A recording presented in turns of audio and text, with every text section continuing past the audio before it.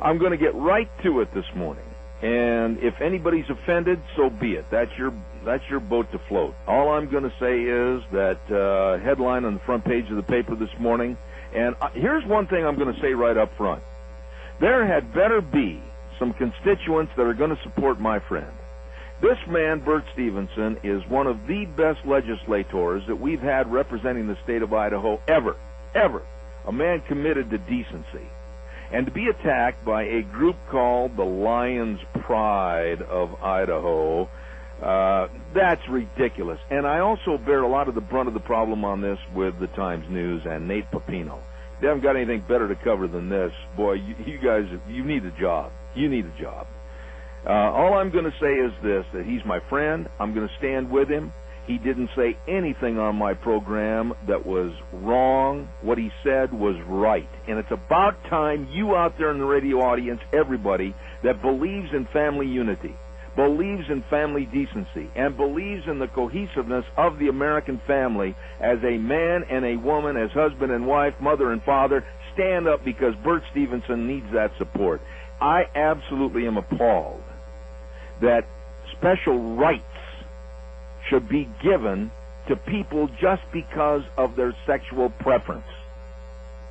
Think about it.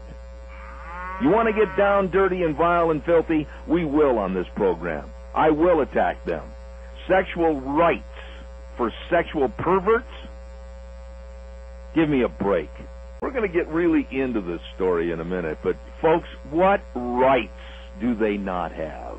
They, as the homosexual and lesbian community. What rights do they not have? The thing that they're going to yell and scream is, we want to be married just like you. Well, that's where I draw the line. Marriage should not be between anything or anyone except a man and a woman. Why are we denigrating morality, the Bible, and families? You want special rights? No. For sexual preference? Give me a break. You've got the same rights I've got. You're not getting any more. We'll talk about that in just a moment. Good morning, caller. You're on the air. Hey, Zeb, now you got me all wound up and excited. I want to put my 2 cents in work, if I may. All right. The homosexual people, it's their lifestyle, it's their preference, whatever. It is just plain sick and wrong. They already have more rights than we do in the fact of we're not allowed to say and, tell them, you're sick and wrong. We have to abide by the letting people the Second Amendment, talking about their own.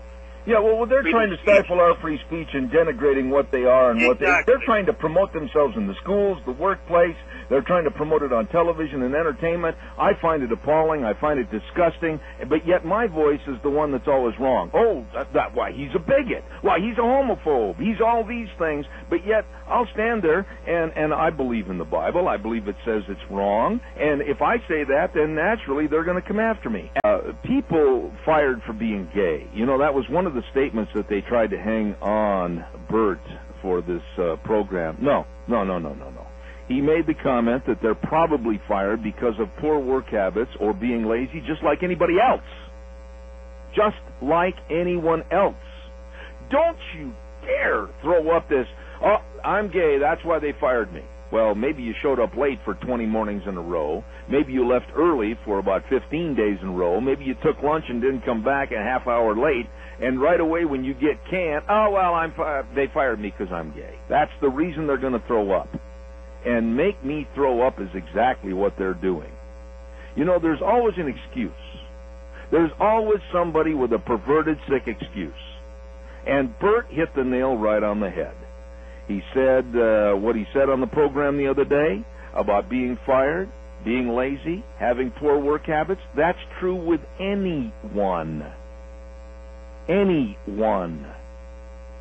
And I will doubt seriously that if somebody is of the homosexual perversion, I doubt that they're going to be fired unless they do something or act in a lewd manner at the workplace. And then I will absolutely say, open the door and let them go. Let them go. I am not going to discard my Christian values and the way I was raised and let people call me a bigot and everything else because I do not espouse their filthy preference to sexual attitudes that are wrong. I am going to keep fighting and speaking up, and I expect you to do the same. But I guarantee you I am not going to weaken for these sleazy attitudes. You know what? Sleaze is being led in this state by a couple of people, like Senator Nicole LaFavor, and even right here in this area, Chuck Coiner. I'm going to name names.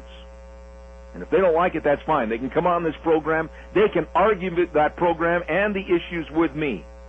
Neither one, of course, probably would. Good morning, call.